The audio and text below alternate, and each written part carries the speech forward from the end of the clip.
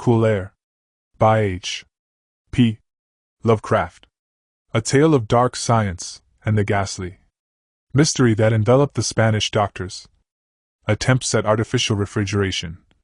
You asked me to explain why I am afraid of a draught of cool air, why I shiver more than others upon entering a cold room, and seem nauseated and repelled when the chill of evening creeps through the heat of a mild autumn day.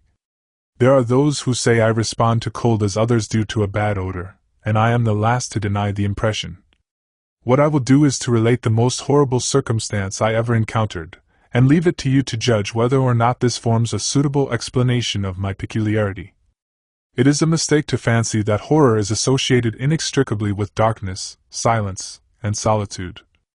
I found it in the glare of mid-afternoon, in the clangor of a metropolis, and in the teeming midst of a shabby and commonplace rooming house with a prosaic landlady and two stalwart men by my side. In the spring of 1923 I had secured some dreary and unprofitable magazine work in the city of New York, and being unable to pay any substantial rent, began drifting from one cheap boarding establishment to another in search of a room which might combine the qualities of decent cleanliness, endurable furnishings, and very reasonable price. It soon developed that I had only a choice between different evils, but after a time I came upon a house in West 14th Street which disgusted me much less than the others I had sampled. The place was a 4-story mansion of brownstone, dating apparently from the late 40s, and fitted with woodwork and marble whose stained and sullied splendor argued a descent from high levels of tasteful opulence. In the rooms, large and lofty, and decorated with impossible paper and ridiculously ornate stucco cornices, there lingered a depressing mustiness and hint of obscure cookery. But the floors were clean, the linen tolerably regular, and the hot water not too often cold or turned off, so that I came to regard it as at least a bearable place to hibernate until one might really live again. The landlady, a slatternly, almost bearded Spanish woman named Herrero, did not annoy me with gossip or with criticisms of the late burning electric light in my third-floor front hall room, and my fellow lodgers were as quiet and uncommunicative as one might desire, being mostly Spaniards a little above the coarsest and crudest grade. Only the din of streetcars in the thoroughfare below proved a serious annoyance. I had been there about 3 weeks when the first odd incident occurred. One evening at about 8 I heard a spattering on the floor and became suddenly aware that I had been smelling the pungent odor of ammonia for some time. Looking about, I saw that the ceiling was wet and dripping, the soaking apparently proceeding from a corner on the side toward the street. Anxious to stop the matter at its source, I hastened to the basement to tell the landlady, and was assured by her that the trouble would quickly be set right. "Dr. Munoz," she cried as she rushed upstairs ahead of me. "He have spill his chemicals. He has to seek for doctor himself, seeker and seeker all the time, but he will not have no author for help. He is very queer in his sickness.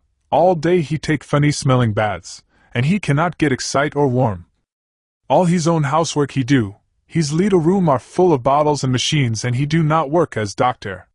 But he was great once. My fat hair in Barcelona have hear of him, and only yos now he fix the arm of the plumber that get hurt of sudden. He never go out, only on roof, and my boy Esteban he bring him his food and laundry and medicines and chemicals. My God, the salmoniac that man use for to keep him cool." Mrs. Herrero disappeared up the staircase to the 4th floor, and I returned to my room. The ammonia ceased to drip, and as I cleaned up what had spilled and opened the window for air, I heard the landlady's heavy footsteps above me. Dr. Munoz I had never heard, save for certain sounds as of some gasoline-driven mechanism, since his step was soft and gentle. I wondered for a moment what the strange affliction of this man might be, and whether his obstinate refusal of outside aid were not the result of a rather baseless eccentricity. There is, I reflected tritely, an infinite deal of pathos in the state of an eminent person who has come down in the world. I might never have known Dr. Munoz had it not been for the heart attack that suddenly seized me one forenoon as I sat writing in my room. Physicians had told me of the danger of those spells, and I knew there was no time to be lost.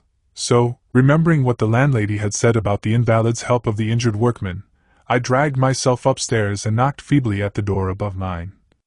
My knock was answered in good English by a curious voice some distance to the right, asking my name and business, and these things being stated, there came an opening of the door next to the one I had sought. A rush of cool air greeted me, and though the day was one of the hottest of late June, I shivered as I crossed the threshold into a large apartment whose rich and tasteful decoration surprised me in this nest of squalor and seediness. A folding couch now filled its diurnal role of sofa, and the mahogany furniture, sumptuous hangings, old paintings, and mellow bookshelves all bespoke a gentleman's study rather than a boarding-house bedroom. I now saw that the hall room above mine, the little room of bottles and machines which Mrs. Herrero had mentioned, was merely the laboratory of the doctor, and that his main living quarters lay in the spacious adjoining room whose convenient alcoves and large contiguous bathroom permitted him to hide all dressers and obtrusively utilitarian devices. Dr. Munoz, most certainly, was a man of birth, cultivation, and discrimination. The figure before me was short but exquisitely proportioned, and clad in somewhat formal dress of perfect fit and cut. A high-bred face of masterful though not arrogant expression was adorned by a short iron-gray full beard, and an old-fashioned pince-nez shielded the full, dark eyes and surmounted an aquiline nose which gave a Moorish touch to a physiognomy otherwise dominantly Celtiberian. Thick, well-trimmed hair that argued the punctual calls of a barber was parted gracefully above a high forehead, and the whole picture was one of striking intelligence and superior blood and breeding. Nevertheless, as I saw Dr. Munoz in that blast of cool air, I felt a repugnance which nothing in his aspect could justify. Only his lividly inclined complexion and coldness of touch could have afforded a physical basis for this feeling, and even these things should have been excusable considering the man's known invalidism. It might, too, have been the singular cold that alienated me, for such chilliness was abnormal on so hot a day, and the abnormal always excites aversion, distrust, and fear. But repugnance was soon forgotten in admiration, for the strange physician's extreme skill at once became manifest despite the ice-coldness and shakiness of his bloodless-looking hands.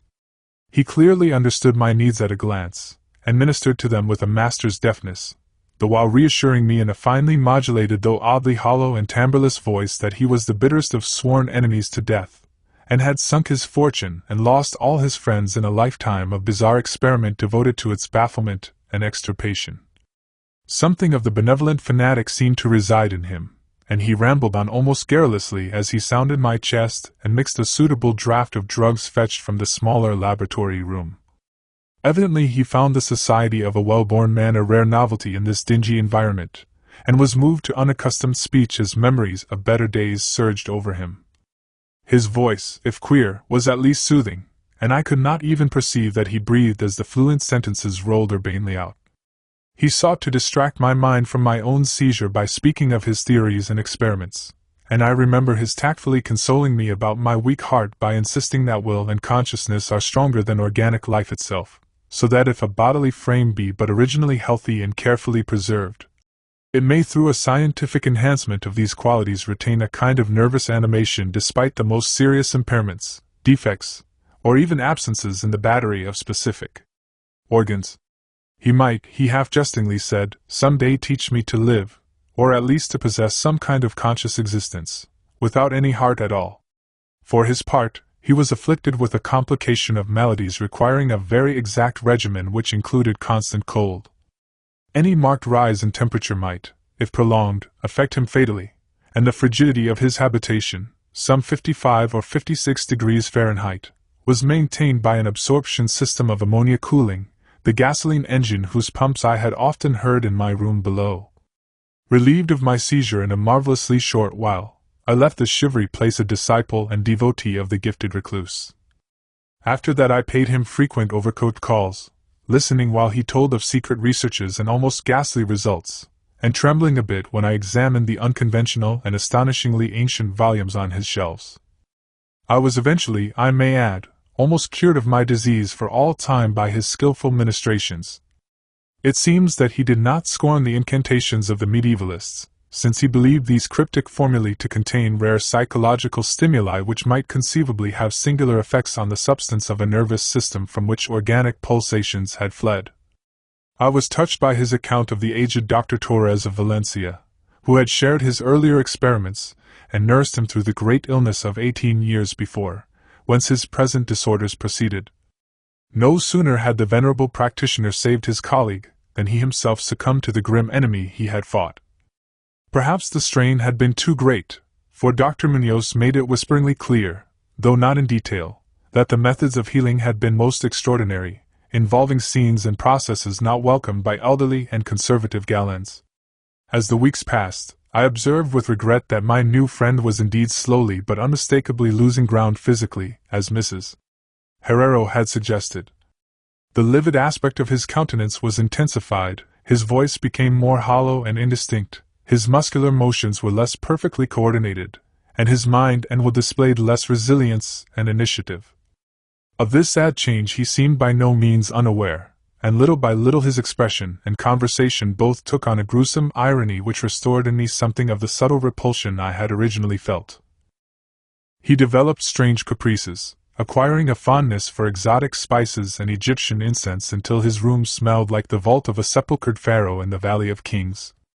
At the same time, his demands for cold air increased, and with my aid he amplified the ammonia piping of his room and modified the pumps and feed of his refrigerating machine until he could keep the temperature as low as 34 or 40 degrees, and finally even 28 degrees, the bathroom and laboratory, of course, being less chilled, in order that water might not freeze, and that chemical processes might not be impeded. The tenant adjoining him complained of the icy air from around the connecting door, so I helped him fit heavy hangings to obviate the difficulty. A kind of growing horror, of outre and morbid cast, seemed to possess him. He talked of death incessantly, but laughed hollowly when such things as burial or funeral arrangements were gently suggested.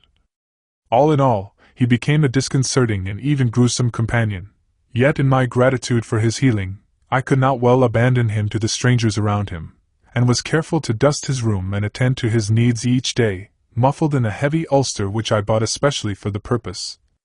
I likewise did much of his shopping, and gasped in bafflement at some of the chemicals he ordered from druggists and laboratory supply houses. An increasing and unexplained atmosphere of panic seemed to rise around his apartment. The whole house, as I have said, had a musty odor, but the smell in his room was worse, in spite of all the spices and incense, and the pungent chemicals of the now incessant baths which he insisted on taking unaided. I perceived that it must be connected with his ailment, and shuddered when I reflected on what that ailment might be. Mrs. Herrero crossed herself when she looked at him, and gave him up unreservedly to me, not even letting her son Esteban continue to run errands for him. When I suggested other physicians, the sufferer would fly into as much of a rage as he seemed to dare to entertain. He evidently feared the physical effect of violent emotion, yet his will and driving force waxed rather than waned, and he refused to be confined to his bed. The lassitude of his earlier ill days gave place to a return of his fiery purpose, so that he seemed about to hurl defiance at the death demon even as that ancient enemy seized him. The pretense of eating, always curiously like a formality with him, he virtually abandoned, and mental power alone appeared to keep him from total collapse. He acquired a habit of writing long documents of some sort, which he carefully sealed and filed with injunctions that I transmit them after his death to certain persons whom he named, for the most part lettered East Indians, but including also a once celebrated French physician now generally thought dead, and about whom the most inconceivable things had been whispered. As it happened, I burned all these papers undelivered and unopened. His aspect and voice became utterly frightful, and his presence almost unbearable. One September day an unexpected glimpse of him induced an epileptic fit in a man who had come to repair his electric desk lamp, a fit for which he prescribed effectively while keeping himself well out of sight.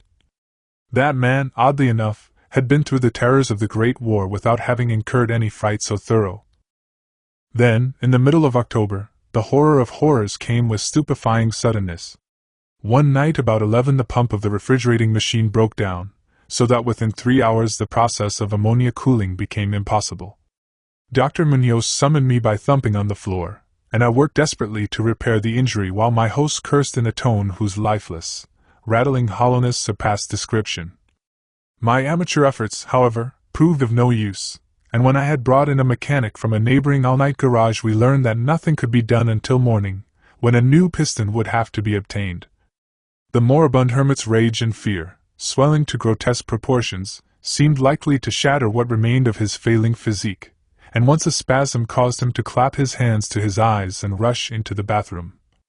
He groped his way out with face tightly bandaged, and I never saw his eyes again. The frigidity of the apartment was now sensibly diminishing, and at about 5 in the morning, the doctor retired to the bathroom, commanding me to keep him supplied with all the ice I could obtain at all-night drugstores and cafeterias. As I would return from my sometimes discouraging trips and lay my spoils before the closed bathroom door, I could hear a restless splashing within, and a thick voice croaking out the order for more, more! At length a warm day broke, and the shops opened one by one. I asked Esteban either to help with the ice fetching while I obtained the pump piston, or to order the piston while I continued with the ice, but, instructed by his mother, he absolutely refused. Finally I hired a seedy-looking loafer whom I encountered on the corner of 8th Avenue to keep the patient supplied with ice from a little shop where I introduced him, and applied myself diligently to the task of finding a pump piston and engaging workmen competent to install it. The task seemed interminable, and I raged almost as violently as the hermit when I saw the hours slipping by in a breathless, foodless round of vain telephoning, and a hectic quest from place to place, hither and thither by subway and surface car. About noon I encountered a suitable supply house far downtown, and at approximately 1:30 that afternoon arrived at my boarding place with the necessary paraphernalia and 2 sturdy and intelligent mechanics. I had done all I could, and hoped I was in time. Black terror, however, had preceded me. The house was in utter turmoil, and above the chatter of odd voices I heard a man praying in a deep basso. Fiendish things were in the air, and lodgers told over the beads of their rosaries as they caught the odor from beneath the doctor's closed door. The lounger I had hired, it seems, had fled screaming and mad-eyed not long after his second delivery of ice, perhaps as a result of excessive curiosity. He could not, of course, have locked the door behind him, yet it was now fastened, presumably from the inside. There was no sound within save a nameless sort of slow, thick dripping. Briefly consulting with Mrs. Herrero and the workmen despite a fear that gnawed my inmost soul, I advised the breaking down of the door, but the landlady found a way to turn the key from the outside with some wire device. We had previously opened the doors of all the other rooms on that hall, and flung all the windows to the very top. Now, noses protected by handkerchiefs, we tremblingly invaded the accursed south room, which blazed with the warm sun of early afternoon. A kind of dark, slimy trail led from the open bathroom door to the hall door, and thence to the desk, where a terrible little pool had accumulated. Something was scrawled there in a pencil in an awful, blind hand on a piece of paper hideously smeared as though by the very claws that traced the hurried last words. Then the trail led to the couch and ended unutterably. What was, or had been, on the couch I cannot and dare not say here. But this is what I shiveringly puzzled out on the stickily smeared paper before I drew a match and burned it to a crisp, what I puzzled out in terror as the landlady and 2 mechanics rushed frantically from that hellish place to babble their incoherent stories at the nearest police station.